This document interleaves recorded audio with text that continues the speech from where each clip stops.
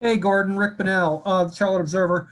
Um, JB the other day was talking about how ideally he would like to have a less structured offense this season full of scripted plays. He mentioned you as somebody who that could really work to as far as your ability to sort of read and react. Could you talk about the contrast between an offense that's full of plays versus one that's more that sort of concept driven? Yeah, I mean, I think throughout the course of a basketball game, certainly there are moments where you want to kind of have both of those. I think I think less scripted, more on the fly, faster, almost like the hurry up offense in football is harder to guard because I think there's more variability. There's more randomness. It's like I said, it's faster, so the defense maybe isn't as set.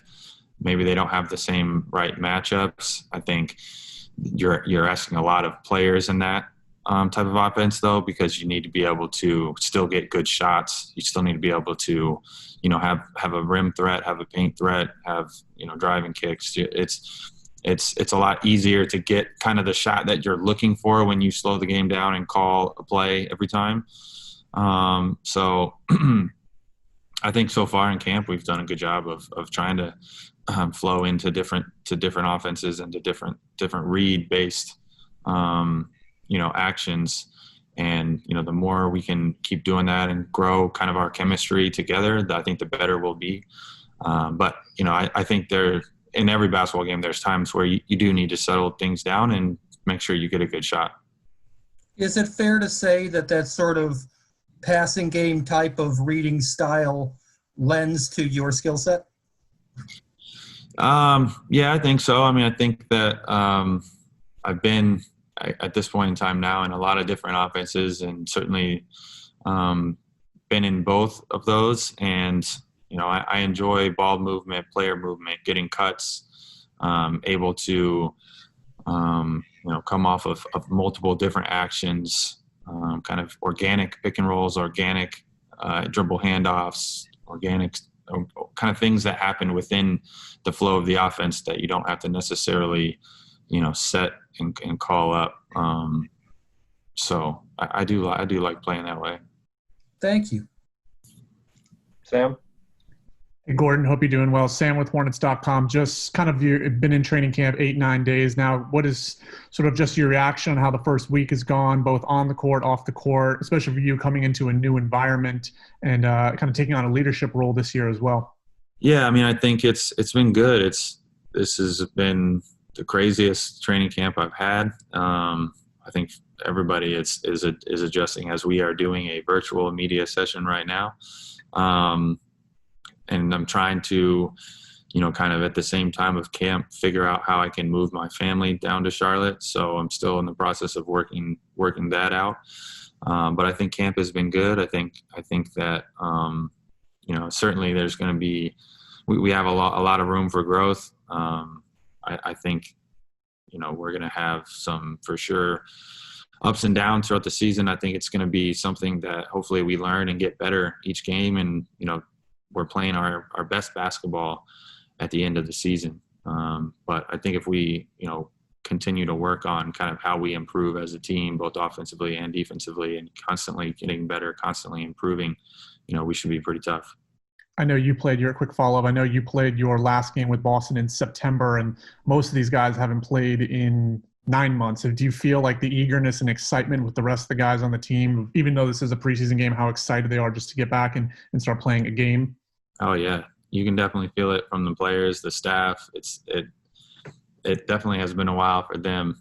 It's that's what I mean when it's a crazy training camp, certainly, and it does not feel like it was that long ago for me that I was in the bubble. But here we are, and I'm just as excited to get going, and it should be a fun year. Thank you. Let's go Rod and then Nick.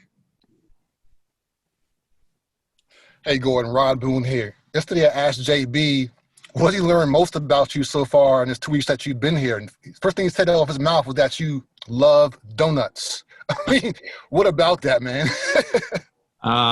Yeah, I brought in Krispy Kremes for the team, I think, on our recovery day. It's one of my things that I like. That's like my nutrition kryptonite, but we bonded over some donuts. The other thing, too, is they mentioned how much you've been a calming influence so far here with the players and everything, man. Just what about that, and how much do you value being a veteran presence for this team that's full of young players right now? Yeah, we do have a lot of youth on our team, and so trying to just help us just improve in different ways on the court, whether it's spacing, whether it's cutting, just reading certain actions, slowing down a little bit. I think we were a little going too fast, as everybody does in training camp.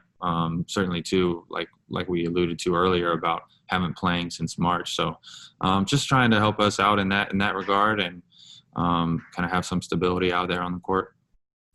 Thank you. Go to Nick and then wrap up with Danny. Gordon, this is Nick from NBC. You have had such a limited time to get to know what this team is, especially with two major acquisitions and additions in you and LaMelo. What do you know about this team just a few weeks in? Yeah, I know that we have a good group of guys that I think want to play basketball the right way. I think we are, a hard-working group of guys, that's for sure, after, being with these guys now for, I think, a couple of weeks. And, we're going to find out more about ourselves as we get going here. That's kind of always happens. Certainly in the preseason, it'll be good to go against another team and see exactly kind of where we stand and what we need to get better at, because there's for sure going to be things that we need to get better at. And, I think looking forward to kind of getting this thing going so we can kind of figure out where we need to be better and how we can improve and how we can grow as a team. Danny? Gordon, Danny Thompson with the three-point conversion. You're, I think, the only guy on this roster that played in the bubble. So you played in games without fans. Have any of the players come to you for any type of advice or asked you what the feeling is like? Because the last time most of these guys have played, they were with fans. Did they have to come to you for any type of advice so far? Yeah, I've talked to multiple guys about what it's like, and it's hard to explain. It's hard to put into words what it feels like, because I think everybody is used to playing with fans, and it's a different vibe. It's a different environment. There's the backdrop is going to be different. It's just the feeling, the atmosphere. It's all way different, and you almost have to experience it before, to kind of know what it feels like. I told them that it's going to be something where we have to obviously bring our own energy, and there's the kind of the spark that you get, especially like when you are, up, like, for example, like when you're up 20 points and you're at home against a team, a lot of times in the NBA that can turn into 30, and it can kind of just get out of hand just because of the crowd. Or if you're at home and you're down 20 points, it's a quick comeback. Because the crowd gets you into it, you get going, and all of a sudden you're down 10, the crowd's cheering you on, and next thing you know, the game's close and it's tight. Well, you don't have really hardly any of that without fans. So you have to solely rely on all that with your own team. And, it's something that we're going to have to deal with, experience. I think these preseason games will be good for us to feel that out a little bit. And it'll get, it gets more and more comfortable as you do it. Certainly at the beginning, it's even more weird. But as we go along here, it's just going to have to be something we roll with. And lastly, to follow up, I know in your case, you've been trying to do the adjustment with your family not being around.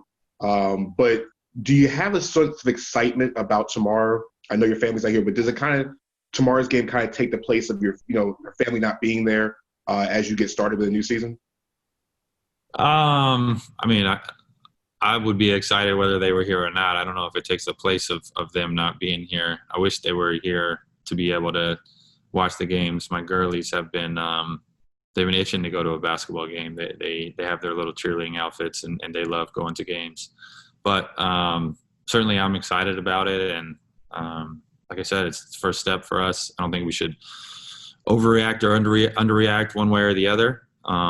We should look at it as something where we can try to improve and build and, keep moving forward and keep improving.